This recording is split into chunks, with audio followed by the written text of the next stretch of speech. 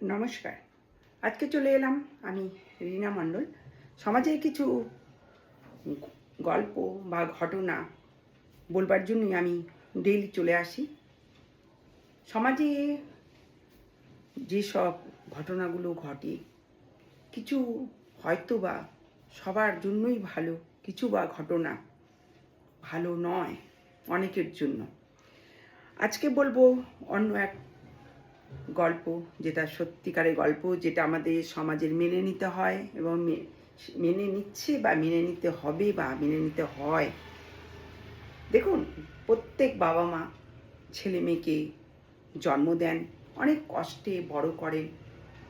বড় হওয়ার পর তারা লেখাপড়া শেখেন, তারা একটি জায়গায় লেখাপড়া মোটামুটি স্কুল কলেজ শেষ করে উপরের দিকে যাওয়ার চেষ্টা করেন। তখন তাদের মনে বড় কষ্ট, কারণ লেখাপড়া যখন মাধ্যমিক পাস বা 12 পাস করার পর একটি লাইন নিয়ে পড়ার চেষ্টা করে, তখন তাদেরকে যেখানে থাকে তার থেকে বাইরে যেতে হয়। বিশেষ করে মেয়েদের ক্ষেত্রে খুবই অসুবিধা, কারণ আজকাল যে সব ঘটনাগুলো ঘটছে, সেটা হোস্টেল বলুন, হসপিটালে বলুন, সরকারি যে কোনো জায়গাতেই মেয়েদের নিয়ে খুব চিন্তা।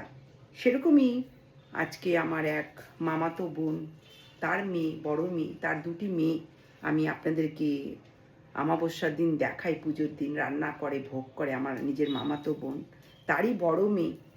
আজকে একদিকে আনন্দ যে পলিটেকনিক ইঞ্জিনিয়ারিং চান্স পেয়েছে। তা আমাদের বাড়ি শিলিগুড়ি, আমরা চেয়েছিলাম জলপাইগুড়ি পলিটেকনিক কলেজ, সেটা বা শিলিগুড়িতে, সেটা সেই বোনের মেয়ে চান্স পায়নি, তাকে কলকাতায় দিয়েছে। আজকে সে চলে যাবে, মনটা খুব ভারাক্রান্ত, বলতে পারছি না ঠিক মতন। ছোট থেকে ফ্যামিলির মধ্যে বড় হয়, বাবা মার মধ্যে বড় হয়, সেই ছেলে মেয়ে যখন বড় হয়ে বাইরে চলে যায় পড়তে, অনেক বাবা মা কষ্ট করে তাদেরকে বাইরে পাঠান। অনেকের সামর্থ্য থাকে না বাইরে পড়ানোর জন্য, তবু বাবা মা কষ্ট করে টাকা জোগাড় করে ছেলে মেয়েকে বাইরে পাঠান।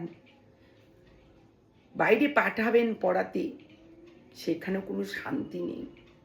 অনেক মেয়েরা অনেকভাবে মারা যাচ্ছেন, কেউ বা ধর্ষণ হচ্ছেন, কেউ বা হোস্টেলে থেকে নানা রকম অত্যাচারিত হচ্ছে।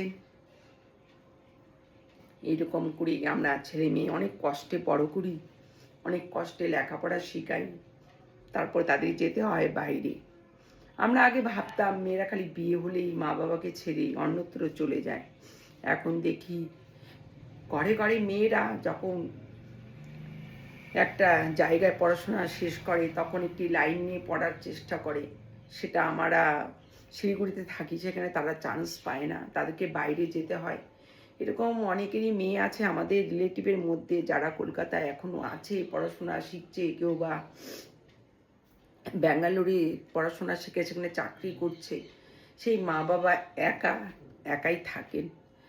অনেক কষ্টে আজকে মেয়েকে কলকাতায় দিয়ে আসবেন আমার বোনের জামাই। মনটা আমার বাড়িতে থেকেও খুব ভারাক্রান্ত, খারাপ লাগছে। ওই বোনের মেয়ে আমার কালী পুজোর আয়োজন করে।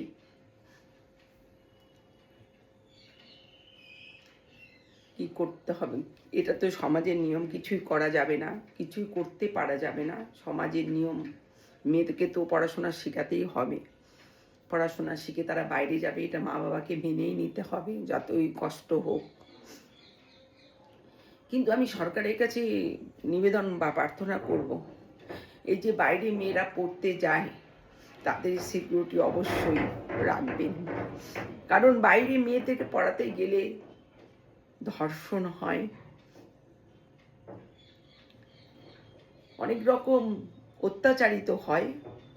হোস্টেলে রাখলে র্যাগিং করার চেষ্টা করে, সেটা মেয়েদের হোস্টেলেও হয়। মেয়েরা র্যাগিং করার চেষ্টা করে যারা নতুন ভর্তি হয়। এগুলো নানা রকম চিন্তা তো অবশ্যই আছে। তবে সরকারের কাছে অনুরোধ করব, এই যে হোস্টেলে পাঠিয়ে, বাইরে পড়তে পাঠিয়ে আমরা মারা, রিলেটিভরা শান্তি পাই না, আনন্দ পাই না, সেটা যেন আমাদের বাংলাতে ফিরে আসে। এই ধর্ষণ কাণ্ড, হোস্টেলে র্যাগিং, এগুলো যেন অবশ্যই বন্ধ করা হয়, যে পার্টিরই হোক। আজকে যে পার্টি জিতে যায় তার পার্টির লোকেরাই বেশি অত্যাচারিত করে এগুলো, আর তাদের নেতারা এগুলোকে প্রশ্রয় দেয়। মনে হয় আমাদের জন্য সব পার্টি সমান, এবং যারা জিতে যান তাদের পার্টি যদি কোনো অত্যাচারিত করে তাদেরকে কঠিন থেকে কঠিনতর শাস্তি অবশ্যই দেওয়া দরকার আছে। যে আমি জিতে গেছি বলে আমার পার্টি কিছু অন্যায় করলে তাকে শাস্তি দেওয়া হবে না, তাকে নানা রকমভাবে উল্টো সাহায্য করবেন। এরকম করলে তো যারা আমাদের সমাজে ধর্ষণ করছে, লুট করছে, র্যাগিং করছে, তাদের সংখ্যা প্রচুর পরিমাণে বেড়ে যাবে। আপনারা আমাদের মাথার উপর আমরা ভোট দিয়ে দাঁড় করাই, আমরা সবার জন্যই উচিত বিচার চাই।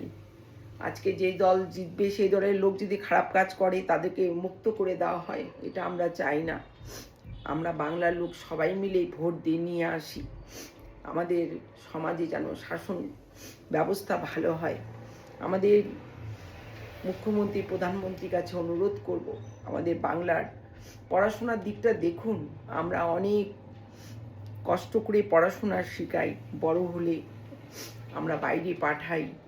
অনেক সময় আমাদের ছেলেমেয়েদের অনেক কষ্টে পড়াশোনা করান, সেখানে প্রশ্নপত্র ফাঁস হয়ে যায়, যেমন নেট কাণ্ডে অনেক ছেলেমেয়ে মারা গেছেন, অনেক বাবা মা ছেলেমেয়েকে হারিয়ে ফেলছেন। এগুলো যেন আমাদের উপর মহল থেকে যারা দেখেন তারা সঠিকভাবে দেখেন। সেখানে পড়তে গিয়েও যদি ছাত্ররা মারা যায়, কত দুঃখের কথা বলুন, এর থেকে দুঃখের কথা কিছু হতে পারে না। আর এগুলো পার্টিগত যদি সাহায্য করেন, তাদের কোনো শাসন ব্যবস্থা কঠিন থেকে কঠিনতম না করেন, তাহলে এগুলো আমাদের সমাজে বেড়েই যাবে। আমি অনুরোধ করি, আমরা উপর মহল বা পশ্চিমবঙ্গে বা ভারতবর্ষের উপর নির্ভর করি আমরা আমাদের ছেলে মেয়েকে বাইরে পাঠাই পড়াতে, সেই রেজাল্ট যেন, প্রশ্নপত্র যেন ফাঁস না হয়, সেখানে যেন র্যাগিং না হয়, সেখানে যেন ধর্ষণ না হয়। ধর্ষণের সংখ্যা অনেক অনেক অনেক বেড়ে যাচ্ছে। আমরা মেয়েদেরকে বাইরে পাঠাতে ভয় পাচ্ছি, এখনও ভয় লাগছে, তবু কিছু করার নেই, সমাজের যেটা নিয়ম সেটা করতেই হবে। আমরা মেয়ে বলে ঘরে বেঁধে রাখতে পারবো না, তাকেও তার যোগ্য পৌঁছাতে হবে, তার গন্তব্যস্থলে পৌঁছতে হবে। আমরা গার্জেনরা এটাই চাই। নমস্কার।